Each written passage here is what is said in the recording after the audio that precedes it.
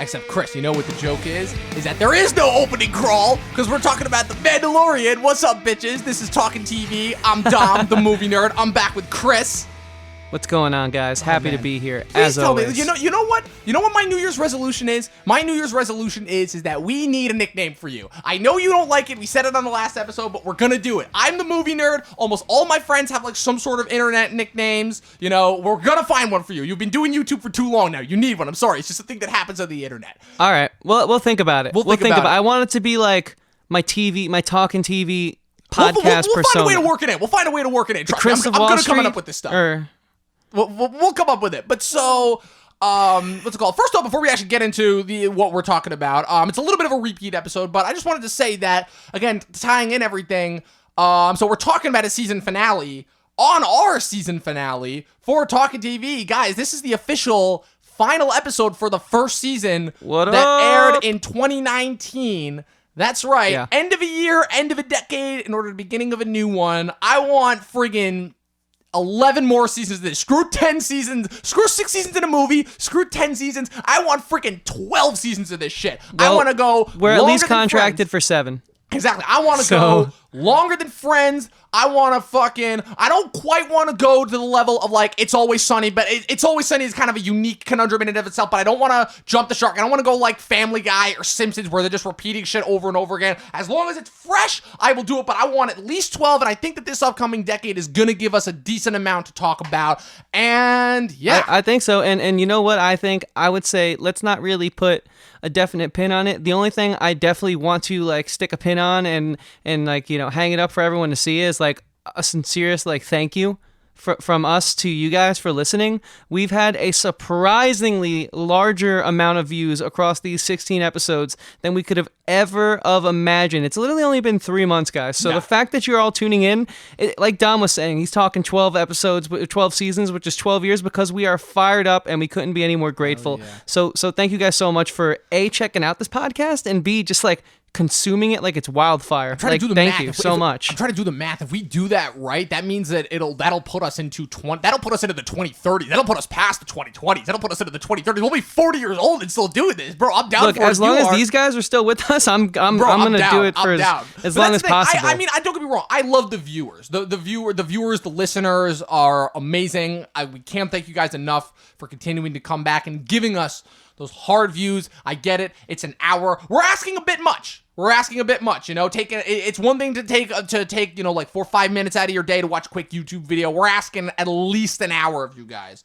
out of the day. But the fact that you were doing that, thank you for that. But for me, it's always been about the content. As long as the content is fresh and there's stuff to talk about, we'll be here talking on Talkin TV. Boom. How is that for wordplay? I think that was great. And so basically, don't worry, we'll be here as long as you guys are here. We're all going to keep having fun together. Now, something that I think I'm going to have a lot more fun talking about than I did watching is today's episode. Dom, why don't you tell everyone exactly what we're going to be getting into today on the podcast? I thought that we were actually going to have a nice follow-up. This is why we should have put Watchmen as our season finale. Sorry, keep getting those terminologies mixed up. It's all good. This is why we should have put Watchmen, because, Chris, you informed me that you definitely have a lot more positive thoughts about the season finale of The Mandalorian, which aired this morning. Chapter 8, Redemption, directed by Taika Waititi and written by Jon Favreau. And yeah, Chris, why don't you bring us into this? Because, you know, it's been your opinion. Like, don't get me wrong. We all know Chris doesn't like Disney. You know, I can't blame him for what they're doing as a company. I can't exactly blame him. I kind of can't stand what they're doing. Anybody that owns a third of any industry, I'm sorry, monopolies, not a cool thing. They happened in the 20s, back when really nobody else could stop them. 100 years ago, you think we learned, but what goes around comes around. Yeah, antitrust laws weren't what they were, but at the very least, we can count on the fact of, guess what? If you own everything, it means you're not going to be able to deliver all the time, because that's what happens when there's only one person. That's why dictators fall. Because at the end of the day, whether there's a rebellion or whether they just get crushed under the weight and under the pressure, power corrupts, but it also eats away at you. So keep that in mind, Iger. Just remember that. Yeah, Iger. Now listen, here's the thing. I don't hate certain titles on IP on Disney's that Disney owns, like their IP. What I hate is like all that you just described. Their consumption and control and almost dictatorship of the market. So I hate it from more of like a social economical standpoint.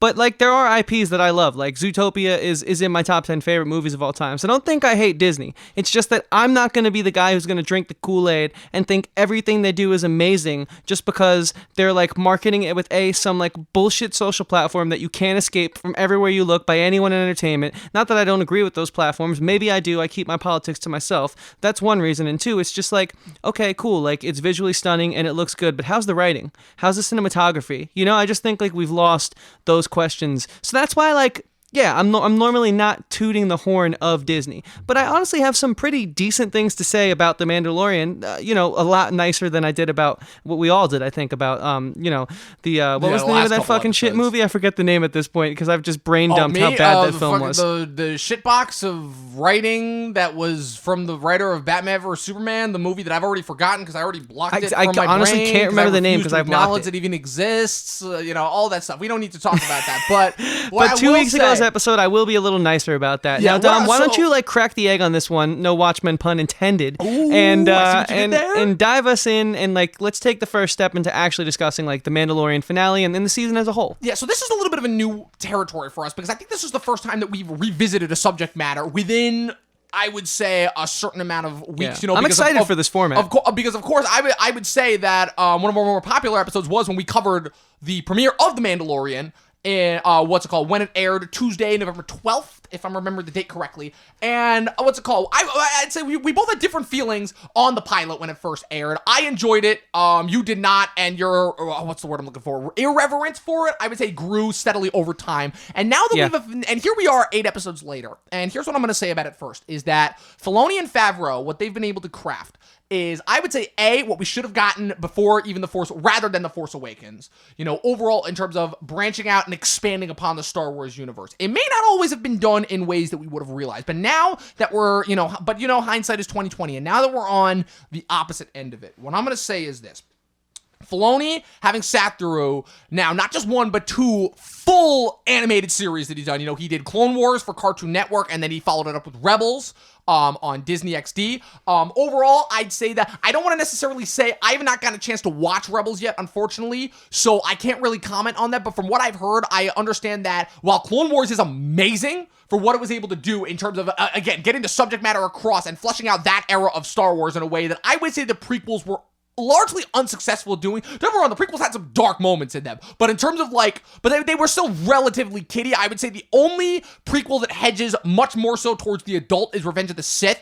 But what Filoni did with Clone Wars, specifically with the later seasons, I'd say second half of season 3 through season 6, the one that aired on Netflix, did for me things that with Star Wars that I never knew that I was good, that I never knew that I wanted, and never knew that I would just watch, impossible, because I never read any of the expanded stuff. I never played any of the video games. For me, it was the 6 original movies and the 6 prequels, and that was it. And then when I started watching Clone Wars in 6th grade, I thought it was good. I really enjoyed it, and that was probably the best age to start watching it, is at 11, 12 years old. And I really wish that I could have kept going, because I feel that would have been a really awesome transition as I matured throughout high school if I'd had that show with me, because that show continued until my sophomore year of high school. And I watched it last year, and it was absolutely incredible, some of the stories that I saw. And Rebels, I heard, did something similar. And now that we've gotten through 1 season of The Mandalorian, I'll say that while the structure of the show is very similar to the structure that he utilized in both Clone Wars and Rebels, having not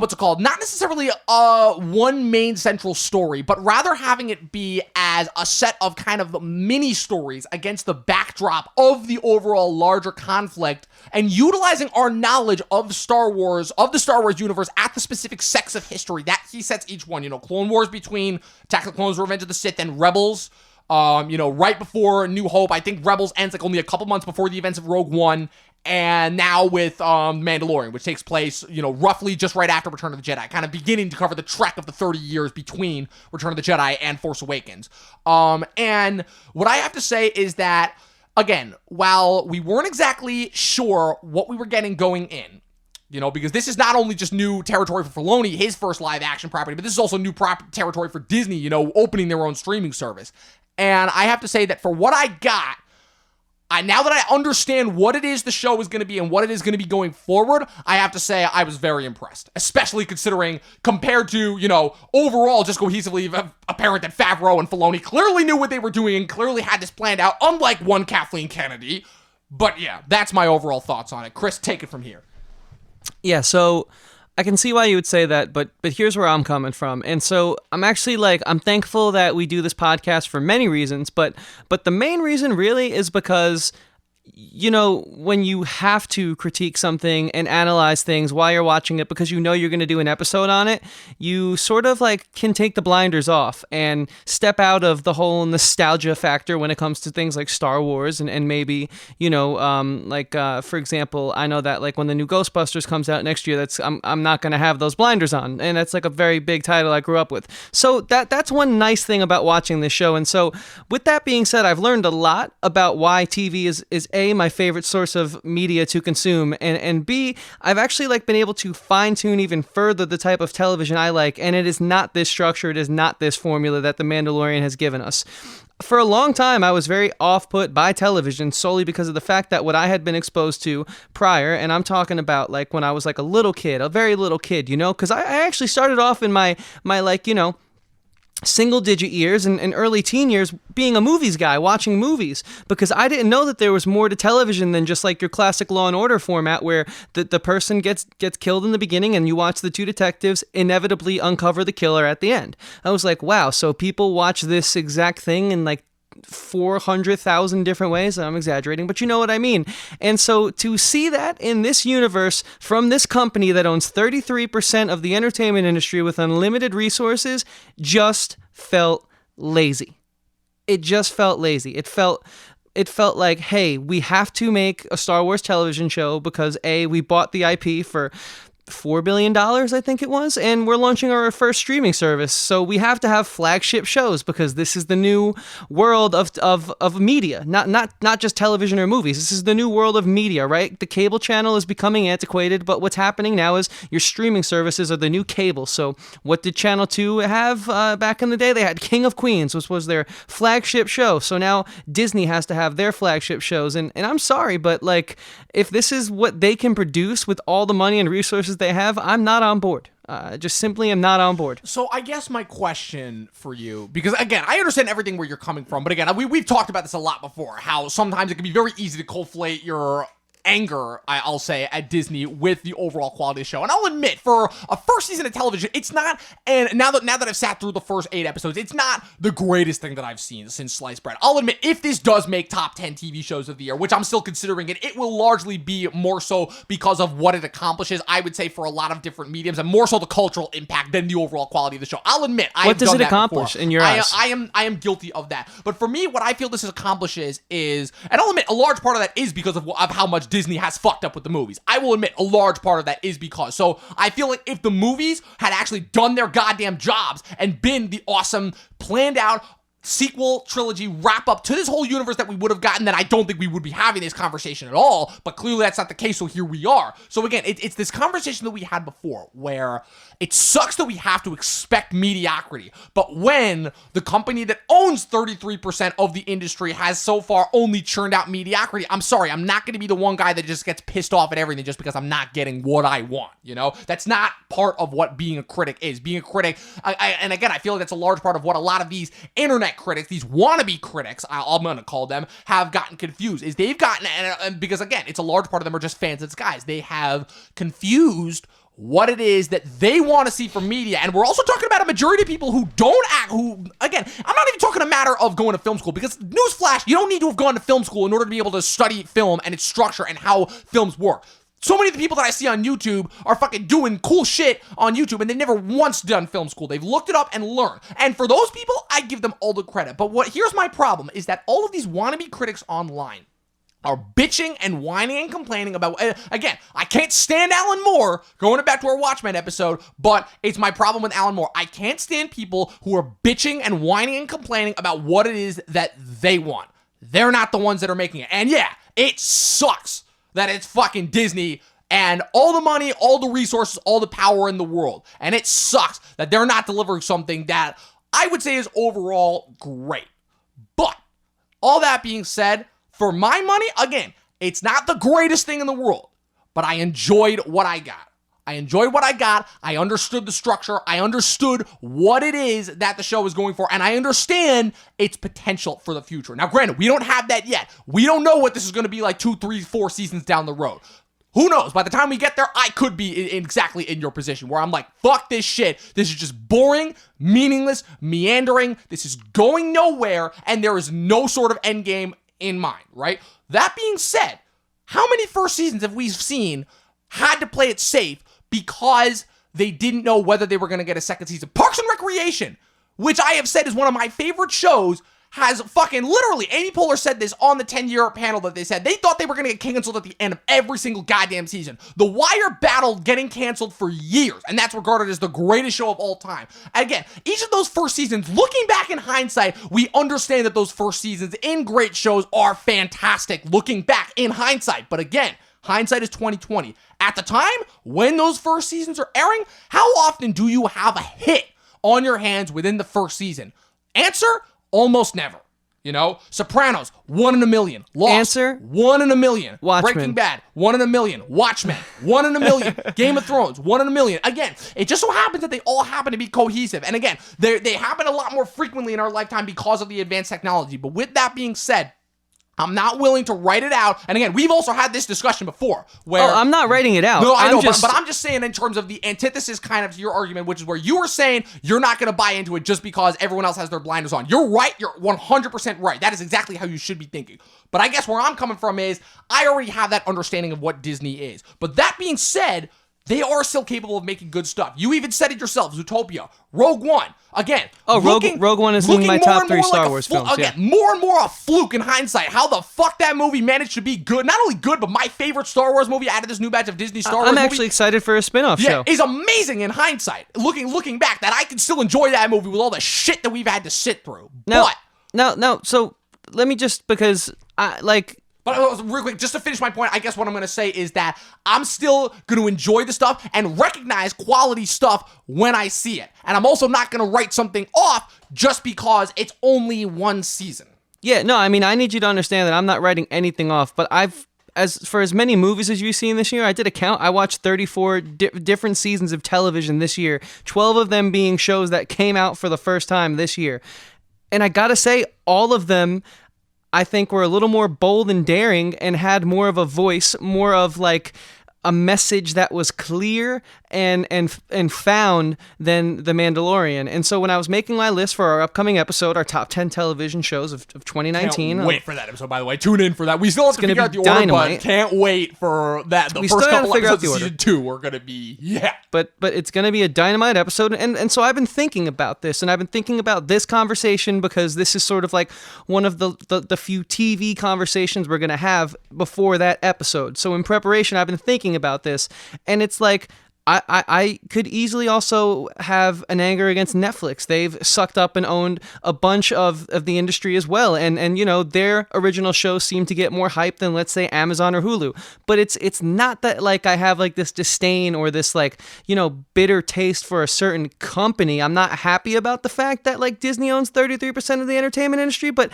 I'm not happy because our government is probably being bought out and not doing anything about it, and that's a different podcast. So I just want people to understand that. I was about to say, now we're getting into like shit that like Joe Rogan talks about. But I'm telling you that's why I'm mad about it. It's not because of what they're making, but it's just like if you're gonna get away with that, if you're gonna like, you know, steal from under us and shake our hand while you're doing it, at least make something good. I mean, let me tell you right now, when I heard, and this is a music term, but when I heard hip hop hi-hats in a Star Wars score, I think it was like episode 5 or 6 or something in The Probably Mandalorian. Episode 5, if I had to guess, the worst episode of the season, which I will give you. Episode 5 is hot garbage, but I could not have been any more infuriated by that. I mean, that is just like respect for, I think there was a lack of respect for the source material in this series. And I also think that it's just like, it felt very rushed. Like the set design felt poor. The color grade, everything just felt like it was a different tone of brown or gray. And I'm not saying it had to be all bright and colorful. It's a dark story it's a safe dark story. It's Disney, so there's always a level of safety to it, but it's dark in its own right. But it's just like, I don't know. I mean, when I see all these people like freaking out about it and like loving it, like my musician friends, not critics, or like my artistic friends, I'm like, but you're artists. Like you make good art, you produce good art. Like, take those blinders off. Now, I don't want to say that this was bad, because the last 2 episodes really changed my opinion, where I will go on record right now and tell you that when we had our conversation today in preparation for this episode tonight, I said to you, hey man, with some consideration, this might actually make it to the lower part of my top 10, because these last 2 episodes were dynamite. Yeah, they were dynamite. Both episode 7, directed by Deborah Chow, which I can't wait to see. But I'm worried, because I hope that those weren't a flash in the pan. But you see what I'm trying to say? I get what you're saying. Like, I'm trying to really do what I I think no one else can fucking do. Sorry to curse. Can do about Star Wars. was about to say, this is not the first fucking time we've done that on this podcast. I just don't want to I curse all the time on this podcast, but I feel like I'm actually being like super serious right now, so I don't want to dilute that. And with that being said, like, I'm just trying to fucking look at it from a different standpoint that also is just genuine, and it just annoys me that no one else agrees with me. I guess I'm just annoyed no one else agrees with me, because like, why don't you see what I see? I get it, and a large part of that is because, again, just in terms of speaking from our generation, when we talk about Disney, we're fighting a whole different kind of battle here, because this is not just another media product. We're talking about a media company that, besides owning 33% of the industry, we're talking about a media company that, for the most part, has control over our entire fucking generation. Literally back to Walt Disney back in the day. Yeah, the great mouse originator himself literally studied children's dreams, had psychiatrists study children's dreams so that they could design the cartoon characters back in the day in a way that would be palatable for children, because, again, that is Disney's focus. It's why they're so hesitant on taking risks. That's true. At the end of the day, 100%. Wow. I learned that in my pop culture class back at Duchess. Okay. Again, fucking just goes to show you what Duchess has given us. But good education, I guess. Teamed up with Ray Kroc, again, the founder of McDonald's too. And you wonder why those 2 companies seem to control everything. But Walt Disney, way. Ray Kroc do all the research. They were best buddies back in the day. Look at that. I never thought I'd get a history lesson in The Mandalorian. I'm kind of shocked that they didn't mention that in that Founder movie that came out with Michael Keaton a few years ago. But please continue. Yeah, where were you going with all that? So the whole thing that I'll say is that, again, when we're just to bounce off that point, we're talking about an entire generation that Disney is basically enslaved. Now, I guess the fact that, because, again, we're not talking about, again, you talk about the blinders. We're talking about an entire generation who those blinders, it's not just a matter of blinders. We're talking shit that's been ingratiated in their brains. When they see the trailer, I'm talking people ranging from about, again, our age to a little bit younger to about 30. Again, they see the trailer for those live action. They know it's bullshit. They know it's going to be fucking bullshit. But, again, they see that. They're not thinking, oh, I'm going to see that because that looks cool. They're thinking, oh my God, Lion King. That's all they're thinking. You know? That's what I'm saying. And now you add Star Wars to that? They're not thinking, the Force this is looks strong cool. in that situation, in go. that regards. You know? But it's just like, all right. So, and they're like, and on top of that, they're like, oh, it's not the movies. I you know what? I needed to hear that, because I can recognize that point. And you know what? I agree with that point. I'm still going to feel the way I feel, but that I guess that I'm still going to, be like, why don't you guys see what I see? But you know what? I like that, because that's what makes me unique. And with that being said, let's actually like move on to sort of like really dissecting this show. And I think like maybe these last 2 episodes, because there was a lot that I liked. Yeah. Okay. Yeah, me too. For the longest time, I've been longing for the small scale glimpse into the world of Star Wars that you get from games like Knights of the Old Republic 1 and 2, and even like the most recent Star Wars game, which I'm playing right now, which is very good, and it's all small scale. You're like a fly on the wall in this larger universe. So I actually think that this show paints that picture really well. Very well. Again, it's a way, I would say, in a way, giving us what these new movies almost tricked us. Because I'm not gonna lie, between Force Awakens and Rogue One, I was tricked into thinking that the movies were going to tackle that, kind of expanding the Star Wars universe. Obviously, I didn't know back in 2015 and 2016 what it is I know now about Disney and just what the trajectory of movies have to do as opposed to what TV can do, what they accomplish in terms of mediums. But with that being said, I'm very glad that we have this show in terms of being able to tackle that sect in a way that the movies, unfortunately, looking back now in hindsight, now that we've sat through these past 5 movies, were A, never going to do, and B, I don't even know if they were able to do it. No, they couldn't. I would say the closest that we got, because even Rogue One had that bombastic third act, and was so tightly related to an event from the original Star Wars. And again, the closest we got was Solo, and look at how that did. And that tanked. And so I'm glad that now the IG character from the classic trilogy isn't just like his own singular character. It's like, oh, cool, that was an IG droid. So that's how they act, and now we're seeing another IG droid. And so each IG droid has its own like unique personality trait. Obviously, we got to learn a little bit more about the one that we just had in this past show, RIP. But I will say, like, Seriously. that is cool to me, because that kind of adds an enrichment to the original trilogy, right?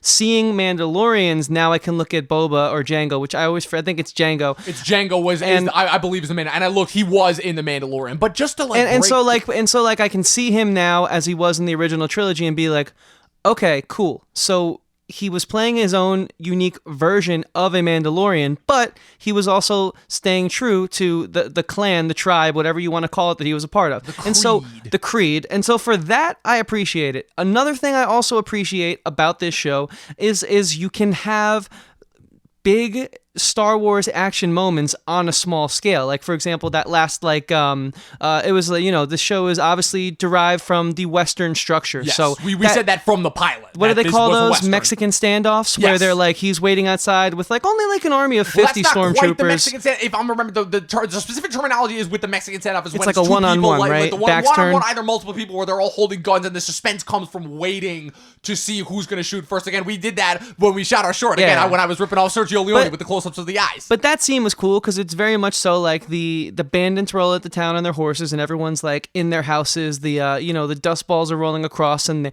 they clearly pin down the one building the person they want's in, and so they added a moment of suspense that felt huge because there's like a child involved. So when there's a child involved, the stakes are always higher because you do get attached to Baby Yoda. I don't think as much as the memes and propaganda promotional social media posts make you feel, but you still nonetheless, he's a child in a universe that he did not ask to be a part of, and so you feel for him. And so I think that this show did a lot of that right.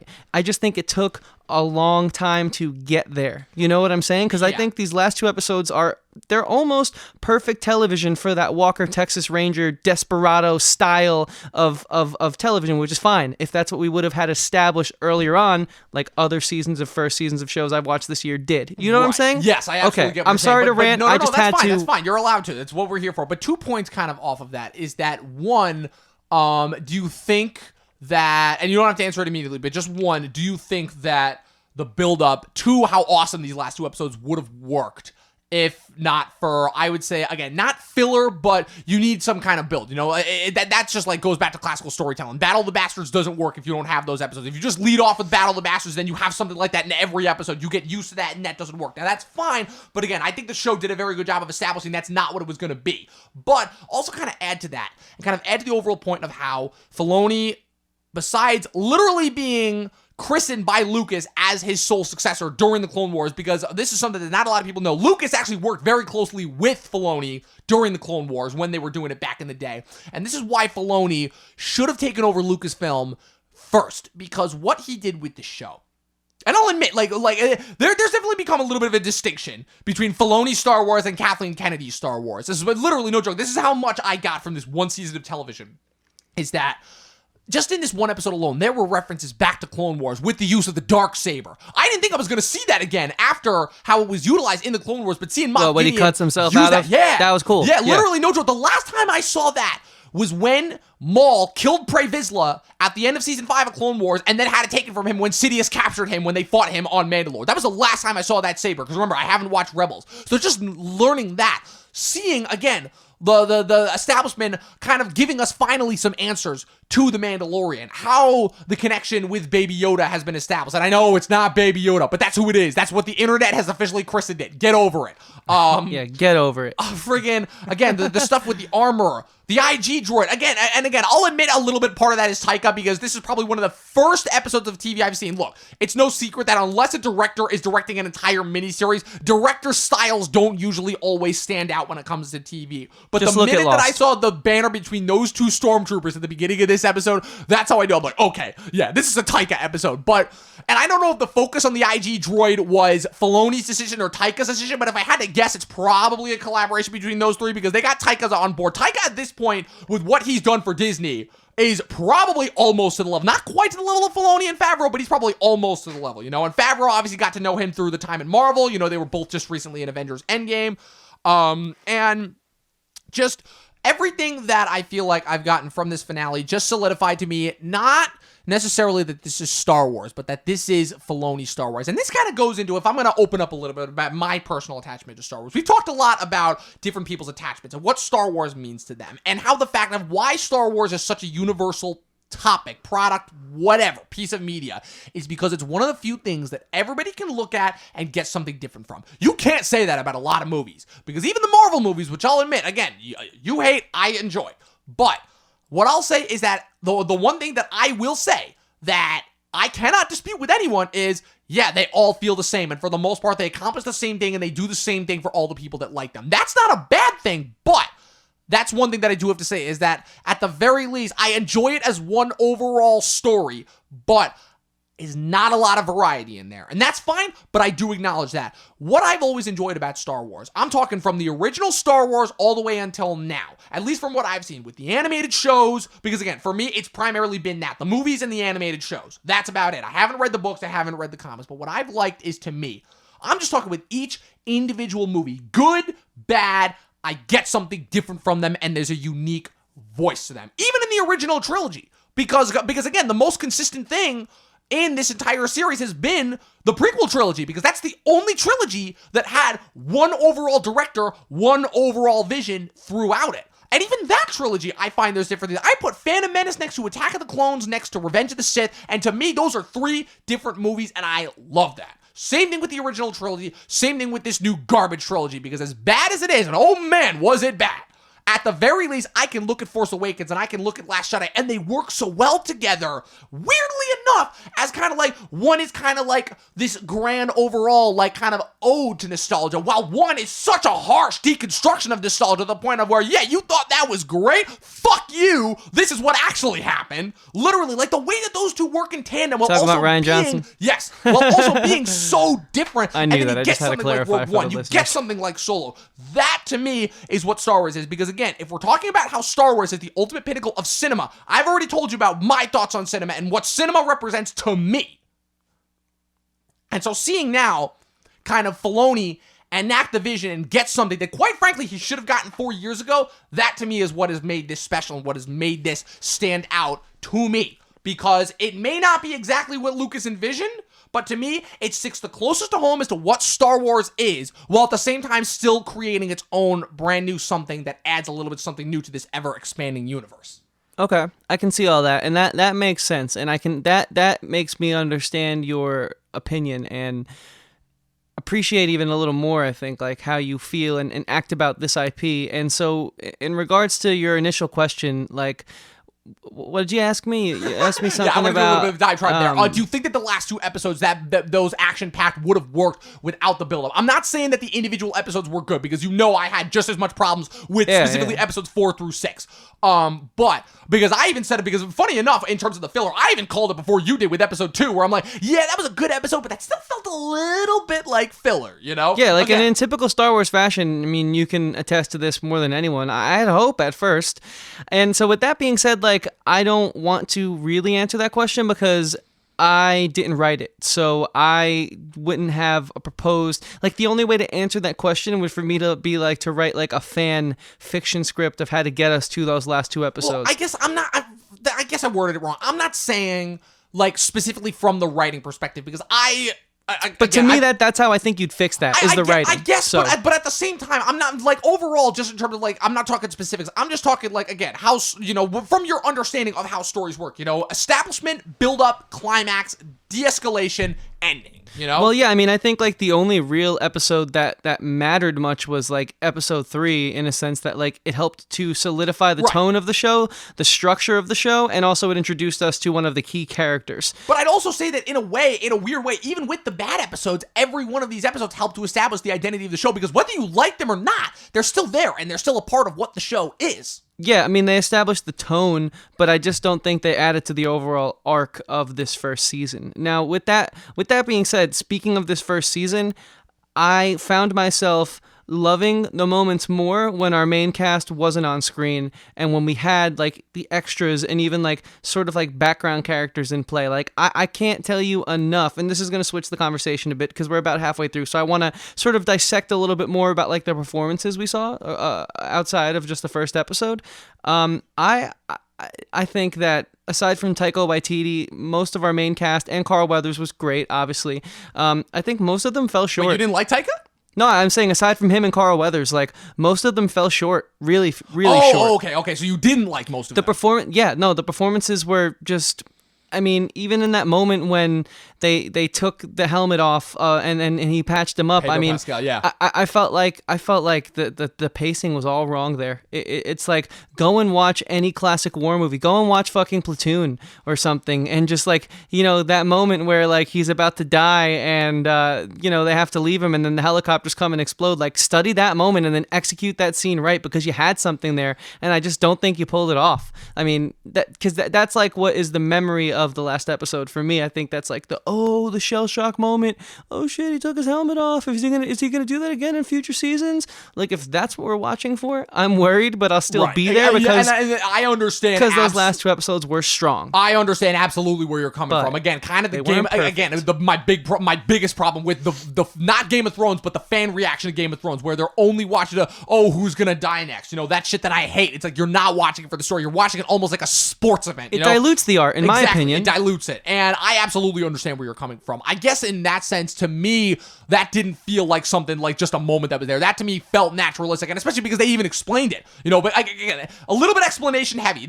That's the one criticism I will give you, is that they kind of did just drop a lot of information, like, Cara Dune, she was from Alderaan, and I'm like, that's cool. I was hit by the revelation. I'm like, oh shit, that's cool, because to me that added so much more to her character, and in terms of why she went, again, doing what Filoni does best, playing around with our already pre-existing knowledge of Star Wars and using that in order to help fully flesh out her characters. That's what I like. What I didn't like is how it was delivered, and I don't like how we're only getting all this stuff about this guy now, where, yes, I loved the mystery of the character, but at the same time, I feel like it definitely got a little bit lost in some of his episodes, kind of just distracting on these weird-ass missions when we could have gotten into more interesting character stuff. I don't think that is the one criticism that I will give you. I don't think this show did a good enough job of balancing character with story. It was a little bit too hesitant on world building. Now, that's fine. Like episode 4? Right.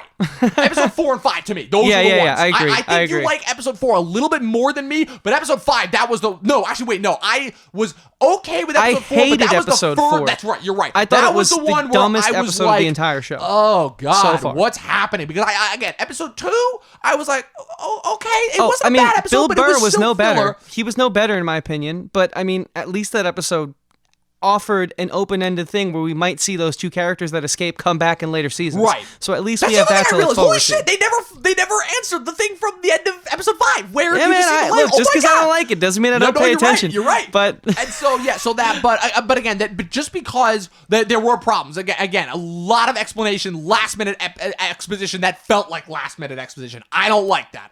That is a trope that I am not a fan of. But what I did like is, even though it's there, the emotion I feel like it still shines through. And the moment where it's like, again, a little bit too forgiving of the droid, a little bit too, like, sad to see him go, but I did understand, and I got the decision of where, like, okay, I'm understanding. He finally got over his hatred of droids to the point where now he's actually sad to see this droid sacrifice itself in order to help them escape. So can I break down that sentence you just said? Yeah, sure. So basically, all right, I'll give you half of that as the impact they wanted to have, because what you just said was, I think, like, what they because they kind of forced those feelings on you. So like he did break down. It was a little bit forced, but it still worked. I'm saying it worked on me. To me, it half worked, and here's why. So I think that we realized that, okay, he has won the trust over of this droid. This droid saved him, and so we saw a little bit of a change of heart. But they, for sure, forced the feeling of sadness in there when they exposition read to you, I can tell you are sad because my programming says you are sad. It's like droids are very, very good exposition devices. And you know, going back to film school earlier, you don't have to go to film school to know about good film. So, but here's something that I can use as an example where I recognize the fact that, wow, that reminded me of a line from one of my student films that I probably watched when we would all go and present them in class at the end of the semester after we work on it all semester, where they're just trying to force that moment on you. That's where I was brought back to, which I don't think you should be brought back to when you're watching a Disney Star Wars production. You know what I'm saying? So, like, yes, I actually was like, oh, cool. You know what? That was like an interesting change of heart. He's maybe we'll see next season him let his guard down a little more with droids. I would like to see this baby make him a little softer, but still be a fierce warrior. I was like, cool. This is like, okay, episode 8, sorry, you gave me interesting territory that we can explore, so I'm going to watch next season.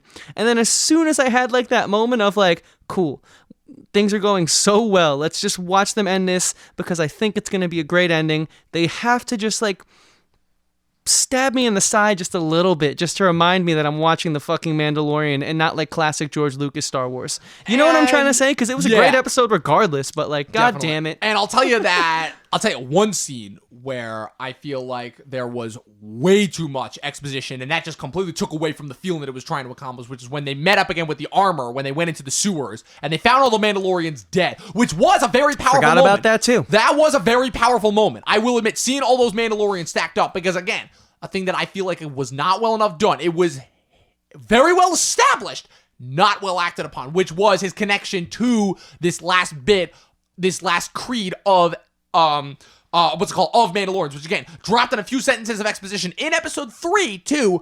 But again, it's like, man, if we could have seen just a little bit more of his connection to this creed, rather than just hesitant on world building and bullshit mission after bullshit mission after bullshit mission. I get it. That's what the show is. That's what this season was. It was world building. But man, oh man, what I would have given to cut out that bullshit episode 4 and 5. I would have taken an entire flashback episode just to show us his training with the Creed. You know? Yeah. I get it. That's not what the structure of the show is. But god damn it, why the fuck couldn't we get that? Why did we have to get, the armor just explaining away the entire relationship with them and how now he's destined to protect this child? Which, again, is basically setting us up, again, if I'm kind of taking yours a little bit, it's kind of setting us up for more of the same, of just him going on random missions protecting this kid. You know? Basically, they told us that the rest of this show is going to be just that. And I'm hoping it's not, but at the same time... And to what you just said, why couldn't our episode 6 be like episode 6 of Watchmen, where you watch Regina King's character go back and further solidify her motivations? There's a way to do world building while at the same time furthering the story. I don't understand why it is that so many of these creators get stuck in one. World building, only character, only story. It's like they never can put the pieces together in order to make sure that all three of those things are working together in order to form one cohesive thing. I get it. Yeah. It's difficult to do. Making film and writing this shit is difficult to do. But come the fuck on. You're professionals. You should know this stuff. Right. And I'm not saying I could do a better job, but we're not here to create this stuff. We're here to critique it right now. So with that being said, I want to sort of transition to like the last real beat of the show that worked for me while we're in, I guess, the more positive section of this episode, although it doesn't really call it that. Although it doesn't really feel like that. But you know, I've been the biggest guy on the podcast, but also in our hanging out over the past few years of, I hate the goddamn recycled, predictable Disney comedy beats. But you know what? I actually felt that because there was like a little less of that in this, the moments they chose to do that were actually very tasteful. Way more poignant. And one scene that I think they actually really nailed it on was the cold open. Those two stormtroopers. Yeah. That was because it wasn't like your generic, like, you know, you had the same scene in Civil War that you had in Force Awakens where Kylo goes up to the Stormtrooper. Do I talk first? Do you talk first? Or whatever that scene was. With Poe, from Force Awakens. Poe, and then you also had that with Iron Man and Captain America. Like essentially the same type of back and forth. From Civil War, which scene? It's in one of the Avengers movies. I just remember like seeing them both in the same year and being like, oh, that trope again. Oh, it would have been Age of Ultron then, because Force Awakens was the Christmas of 2015, and Age of Ultron was our movie that year. That's the fucking one. I try to brain dump all that shit. But so like that was actually original humor. So if you want to have humor in Star Wars, at least have your own voice to it. And I think that's really cool about this show. And the funniest part about that, it felt like it has its own voice. The funniest part about that point that you just brought up is the fact of, again, I was a little bit, I was confused by it at first, but then I remembered, I'm like, oh wait, Taika's directing this episode. Taika's worked with Disney before. He definitely sat down with Favreau. Again, both of them, Marvel veterans. Favreau with the first two Iron Man, Taika with Thor Ragnarok. And they basically sat down and they definitely had that scene planned out. And like I said, Taika's humor, for the most part, again, it's been more on the hit side for me than the miss side. Again, loved, cannot stress enough. If none of you guys have watched What We Do in the Shadows again, oh my god, what are you doing with your life? Watch What We Do in the Shadows. It's basically The Office, but with vampires. Oh my god, it's one of the greatest things since sliced bread. What? I gotta watch that. Oh, I'll talk to you about it after. Okay, I've definitely talked to you about it before. Thor Ragnarok, again, the biggest thing about that movie is, again, weirdly enough, my problem is not the Marvel humor. My problem is with Taika's humor, because I think with that movie, Taika is trying a little bit too hard to subvert rather than actually be meaningful jokes. To me, the jokes in that movie feel too... That's probably the only Marvel movie that I would say the jokes are distracting to me. Because it feels intentionally distracting. With both Jojo Rabbit, though, earlier this year, and with that opening scene in this episode of The Mandalorian, let me tell you something. Oh, man, he's got it down. I don't know what he did. I don't know if he's restrained himself. I don't know if it's because he's working with other people. But whatever the case, he has nailed his balance between humor and having it flesh out the scene. And I'm guessing a lot of that is also coming from Filoni as well, because again, it's including so many fucking jokes about, like, that's the other thing that I kind of low-key love is Filoni has kind of gone out of his way in this show to kind of point a little FU at stormtroopers, as much as Filoni loves the clone troopers, he despises stormtroopers, like, with a burning passion. Like, he's made fun of the fact of, especially this episode too, I feel like, that was hilarious. The shootout where they didn't hit a single thing. Their armor sucks. It gets cracked by a fucking wrench. They're just regular guys who just bullshit when they really don't have anything to do. They're trying to shoot at a fucking cannon that can't hit anything. They made multiple jokes previously about how stormtroopers can't hit shit. And so I think that was just hilarious in and of its own right. Again, I don't know how much of that was Filoni and how much was Taika, but whatever the case may be, that right there, that teaming up right there was like perfection. That's the stuff that I'm like, okay, that's the stuff I'm glad Disney gives us. But yeah. So with that being said, I mean, I feel personally that I've sort of run my course on talking about this show. And if you're okay with it, unless you have something else you wanted to bring up, I'm cool with sort of wrapping this up and going to see Uncut Definitely, Gems. yeah. Oh, okay. Oh man. Oh, I had to drop that so they know it's going to come up in some way, shape, or form on this podcast. If you guys haven't watched that yet, you guys are in for a ride. Check out my review for it on Movie Nerd Reviews on YouTube. Not at all a shameless plug. But so with that being said, I mean, would you like to take this first, Dom? I mean, I guess just in terms of my overall wrapped up thoughts, I get it. We have our thoughts on Disney. We know what it is. And I feel like even though we may not agree and disagree on everything, again, I feel like that provides for better content, because I've said this so many goddamn times, the best content is not the content where people agree on everything. To me, that's just boring and repetitive. The best content is where people have not necessarily opposing points of views, but different points of views. Again, going back to the original Obi-Wan, from a certain point of view. You can call it basically straight up lying, but whatever. Again, because that creates for interesting conversation, because when you have those two opposing point of views and people who are open-minded and want to have discussions about this, even if they don't agree, at the very least, they can come to it and have an open-mindedness. And with The Mandalorian, I feel like even though, yes, it may not be the Star Wars that we deserve, but I feel like for right now, in this climate that we're living in, it's the Star Wars we needed, for better or for worse. And so with that being said, I guess if I'm giving it my overall star rating, again, not one of my favorites of the year, especially not after because again, I feel like it went downhill significantly for the pilot. Again, to me, it's not a situation like Watchmen where I'm struggling hard to figure out what my favorite episode is. With this one, to me, the great episodes, one, I still like that pilot. I know you don't, but I still like that pilot. 1, 3, and these last 2 episodes. And in terms of the filler episodes, 2 and 6 were the ones that were the most bearable to me. I'll admit 6 was was more so just because I liked all the celebrities that they had in there.